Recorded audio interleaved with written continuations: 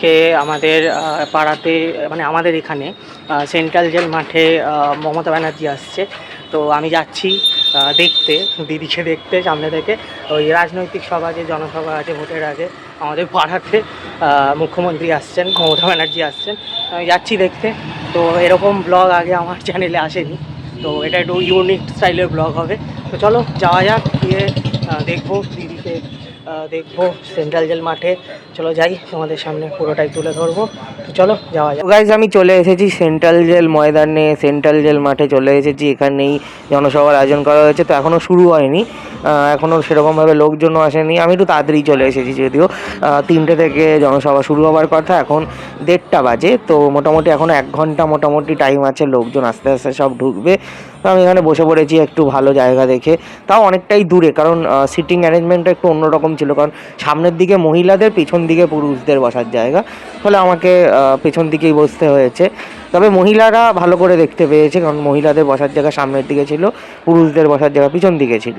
তো আস্তে আস্তে লোকজন কিন্তু ঢুকছে, প্রায় ভর্তি হয়ে যাচ্ছে আস্তে আস্তে, সব মিছিল করে করে আসছে।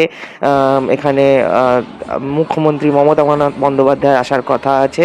তো আমি তো বেসিক্যালি কোনো রকম রাজনৈতিক দলের সাথে যুক্ত নই, আমি মমতা ব্যানার্জিকে দেখতেই এসেছি, দিদিকে দেখতে এসেছি। তো আমি এই প্রথমবার কোনো এরকম পলিটিক্যাল সভাতে গেলাম, এরকম জনসভাতে গেলাম, এরকম পলিটিক্যাল র্যালিতে এরকমভাবে গেলাম। যদিও এর আগেও আমাদের এখানে দিদি এসেছিলেন, 2024 সালে এসেছিলেন, তখন যাওয়া হয়নি আমার। কিন্তু এইবারে আমি গেলাম, আমাদের যেহেতু আমাদের পাড়াতেই হচ্ছে একেবারে। তো এই যে আমি বসে ভাবলাম যে একটুখানি এরকম লস্যি পাওয়া যাচ্ছে, 10 টাকার লস্যি পাওয়া যাচ্ছে, তো ভাবলাম একটু লস্যি খেয়ে নিই, গলাটা ভিজিয়ে নিই, এরকম মানে রোদ রোদ ওয়েদারে বেশ ভালো লাগবে। তো এখানে কিন্তু মিটিং শুরু হয়ে গেছে। তো শুরুতে আমাদের যে মানে বিধায়ক ক্যান্ডিডেট, যে আমাদের এই দমদম বিধানসভা কেন্দ্রের যে বিধায়ক ক্যান্ডিডেট ব্রাত্য বসু, তিনি বক্তৃতা রাখছেন। তো সে বক্তৃতা শুনছি। তো উনি এবারে আমাদের বিধায়ক ক্যান্ডিডেট। তো এরকম বক্তৃতা, এরকম রাজনৈতিক সভায় গিয়ে এবং প্রথমবারই আমি শুনছি। এর আগে যদিও আমি মমতা ব্যানার্জিকে দেখেছি, আমি যে কার্নিভ্যালে গেছিলাম সেখানে দেখেছিলাম। তো এবারে আবার আমাদের পাড়ায় সামনাসামনি দেখব। আর এখানে পার্থ ভৌমিক বক্তৃতা দিচ্ছেন। পার্থ ভৌমিকের নাটক দেখেছি, সিনেমা দেখেছি, কিন্তু এই প্রথমবার রাজনৈতিক মঞ্চে এরকমভাবে রাজনৈতিক বক্তৃতা দিতে সামনাসামনি এই প্রথমবার আমি পার্থ ভৌমিককে দেখলাম। পার্থ ভৌমিকের অভিনয় খুব ভাল লাগে আমার, সিনেমা বা নাটকে আমার অভিনয় ভাল লাগে, কিন্তু সামনাসামনি এই প্রথমবার দেখলাম। তো বেশ ভালোই লাগছে, এখানে বক্তৃতা হচ্ছে, কিন্তু আমি তো অপেক্ষা করে যাচ্ছি যে কখন আমি মমতা বন্দ্যোপাধ্যায়কে দেখতে পারবো, দিদি কখন আসবে। তো আলটিমেটলি কিন্তু দিদি চলে এসেছে।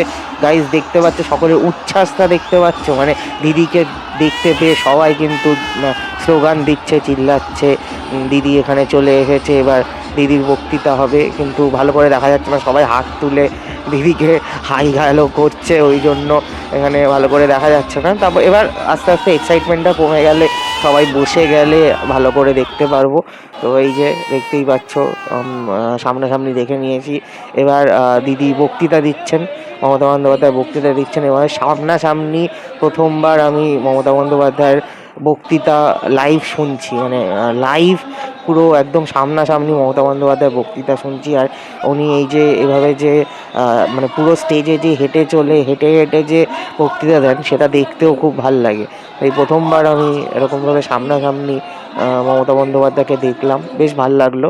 আর আমার অন্যরকম এক্সপিরিয়েন্স, আর এই ভ্লগটা করেও আমার ভাল লেগেছে, কারণ এরকম ভ্লগ আমি আমার চ্যানেলে আগে কখনো করিনি, আর আমি আগে কখনো এরকম রাজনৈতিক সভাতে যাইও নি। তো যাই হোক, ভালোই লাগলো বেশ এখানে গিয়ে। তো আমি এখানে বক্তৃতা শুনছি, বেশ ভাল লাগছে। আর এদিকে তো চারিদিকে তো মানে লোকজন স্লোগান দিচ্ছেন, দিদির বক্তব্য শুনছেন। তবে সামনে, আরও সামনে বসতে পারলে খুব ভালো হতো, কিন্তু এখানে বেশ ঠিক আছে, ভাল লাগছে। আর সব মানুষজনের উচ্ছ্বাস এবং তাদের ফ্ল্যাগ স্লোগান সব চলছে, ফ্ল্যাগ ওড়াচ্ছেন, স্লোগান চলছে। আর এখানে দিদি বক্তৃতা দিচ্ছেন, বেশ ভাল লাগলো। আমার বেশ অন্যরকম এক্সপিরিয়েন্স, মানে জানি না যে মানে এরপরে আমি যদি সুযোগ পাই তাহলে আবার কোনো রাজনৈতিক সভাতে, এরকম জনসভাতে যাব।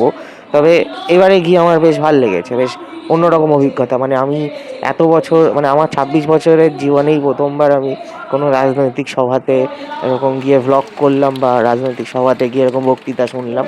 তো বেশ ভালো এক্সপিরিয়েন্স, খুব ভালো। তো যাই হোক, বেশ ভালো। আর এইটা একেবারে আমাদের পাড়াতে, আমাদের মানে বাড়ির একদম কাছে বলেই আমি গেছি, তো ওই জন্যেই। আর বেশি দূরে হলে হয়তো যেতাম না। তো বেশ ভালো লেগেছে, মানে একদম পাড়াতে, একদম সামনাসামনি মমতা বন্দ্যোপাধ্যায়কে দেখলাম, বেশ ভালো। তো যাই হোক, এখানে বক্তৃতা চলছে, আমি দেখছি বেশ অনেকক্ষণ ধরেই চলছে। প্রায় দিদি প্রায় 1 ঘন্টা, মোটামুটি মানে 45 মিনিট থেকে 1 ঘন্টা মতো বক্তৃতা দিয়েছে, বেশ ভালো। আর মানুষজন হাততালি দিচ্ছে, বেশ মানে মানে বেশ অন্যরকম ফিলিংস। হ্যাঁ, তো যাই হোক, এইভাবে সামনাসামনি আমি মমতা বন্দ্যোপাধ্যায়কে এতটা সামনাসামনি দেখিনি। কার্নিভ্যালের সময় দেখেছিলাম, কিন্তু সেটাও এতটা সামনাসামনি নয়। মানে আমি এক্সপেক্ট করতে পারিনি যে আমি এতটা সামনাসামনি মমতা বন্দ্যোপাধ্যায়কে দেখতে পারবো। আর প্রচুর লোক এসেছে, দেখতেই পাচ্ছ, প্রচুর লোক কিন্তু এখানে জমায়েত হয়েছে। তো বেশ ভালো, বেশ ভালো লেগেছে আমার এখানে এসে, খুবই ভালো লেগেছে। তো যাই হোক, এবার বক্তৃতা শেষ হয়ে গেছে, মমতা বন্দ্যোপাধ্যায়ের বক্তৃতা শেষ হয়ে গেছে, এবার বাড়ি চলে যেতে হবে। বেশ ভালো, আমার বেশ ভালো লেগেছে, দারুণ লাগলো, দারুণ এক্সপিরিয়েন্স। তো গাইজ পুরো এক্সস্টেড অবস্থা, ঘেমে নিয়ে চান করে গেছি, এখন বাড়ি ফিরছি। তো তোমাদেরকে যতটা পারলাম দেখানোর চেষ্টা করলাম, একটু অন্যরকম ব্লগ। এরকম ব্লগ আমার চ্যানেলে আগে দেখোনি। যাই হোক, এটা অরাজনৈতিক ব্লগ, ঠিক আছে? তো কেমন লাগলো জানিও, একটু অন্যরকম ব্লগটা কেমন লাগলো জানিও। তো চলো, দেখা হচ্ছে পরের ব্লগে, টাটা।